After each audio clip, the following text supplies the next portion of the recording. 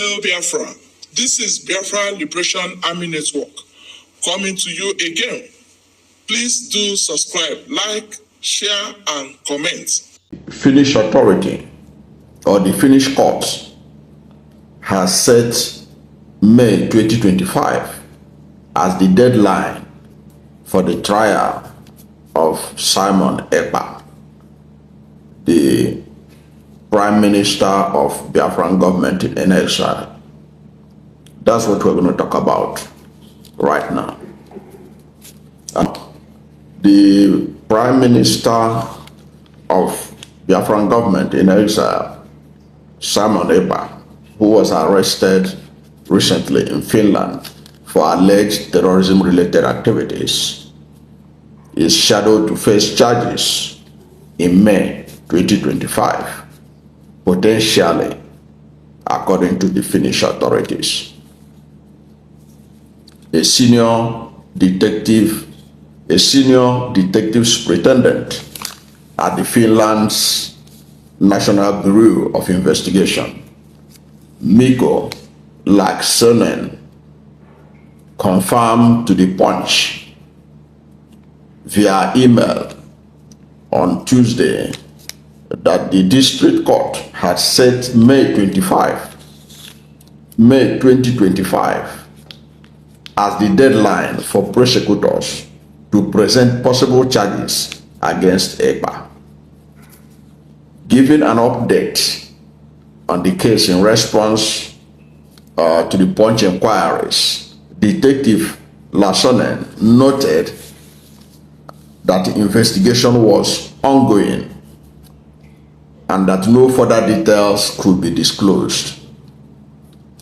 Asked when Ekpa's case would come up in court, he replied, and I quote, "Due to ongoing investigation, no further details can be disclosed. The date for bringing up possible charges by the prosecution was set by the district court to May 2025. End of quote. Now, this detective noted that Ekpa and the Finnish authorities may request a re-evaluation after 2 weeks. Speaking further, the detective said, in a basic situation regarding the remand, the next possible hearing can be held no earlier than 2 weeks from the previous hearing, should the parties in question seek for the matter to be re-evaluated by the district court, the detective explained to Punch newspapers. Now, what are the implications of this? What are the implications of this latest development from Finland? In my own understanding, the implication of holding Simon Ekpa the next year is that there's a long-term and short-term implication. But the short-term implication will be that his supporters, who are hoping that he's going to be the one to lead the declaration of Republic of Biafra on December 2nd, they will be hugely disappointed, because from this report, it is obvious that he will not be around this Christmas. He will not be around by this December to be able to be part of it in whatever capacity. Because I understand that many of them are looking forward to him doing live streaming or whatever they plan to do to declare the state of Biafra, whatever they wanted to do in respect of that. Okay? Because that has been an issue that has been circulating on social media, that they are going to declare state of Biafra on December 2nd. So that will be one of the short-term implications to his supporters, those who believe in what he's doing as part of the the restoration of the defunct Biafra. Now, the issue of declaration of Biafra on December 2nd has also attracted the attention of the lawyer of indigenous people of Biafra, Ifeanyi Ejiofor, who has distanced IPOB from the rumors circulating on social media about the Biafra declaration. And he's telling everybody that that day will come and go. There will be no violence, there will be peace. Okay, but he made it clear that residents of Southeast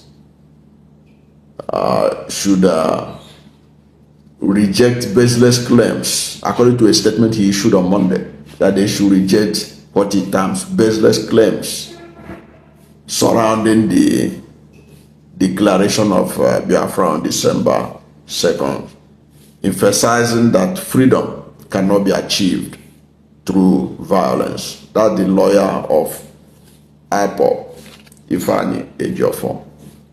In other words, saying that IPOB is not involved in EPA's plan to declare declaration of Biafra Republic in December 2nd. Now, what are the other implications from the story we just heard from Punch? Now, you can see that this is a civilized society.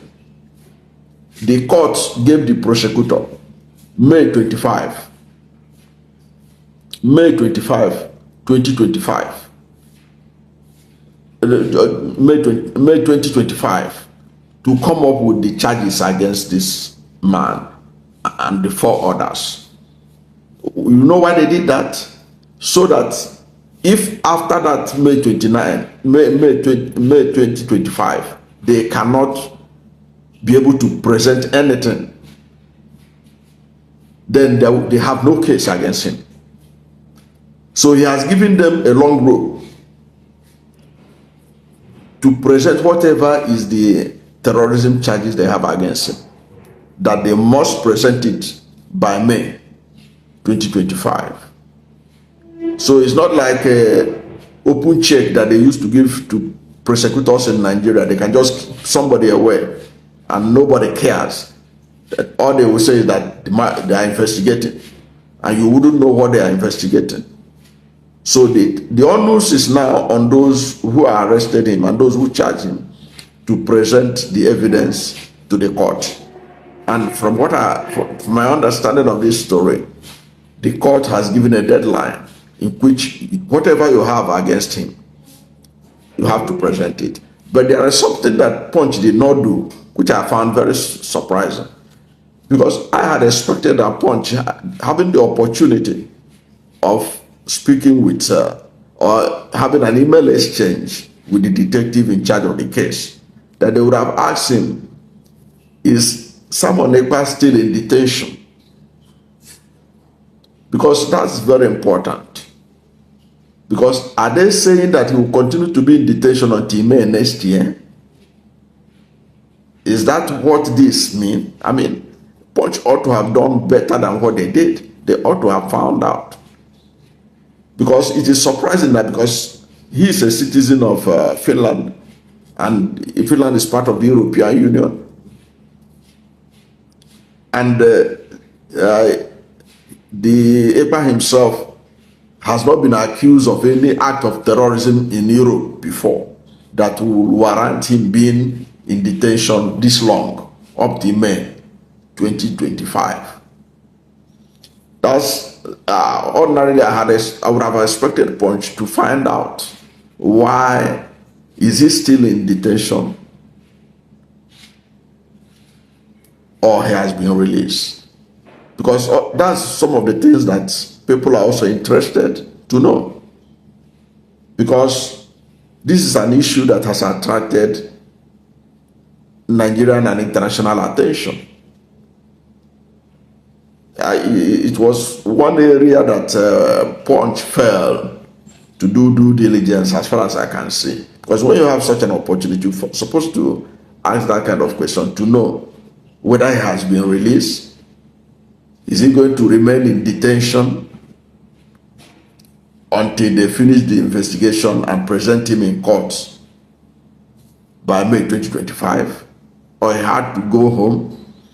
Because for most cases in Europe and United States, you don't have to hold the person unless the person poses a security risk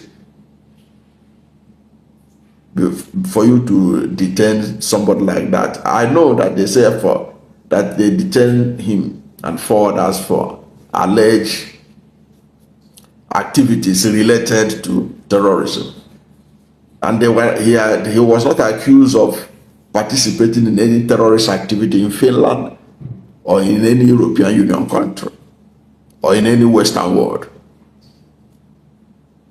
Really, that's what I found. That's the lacuna I discovered from the exchange between the detective in Finland and the Punch newspaper in Lagos.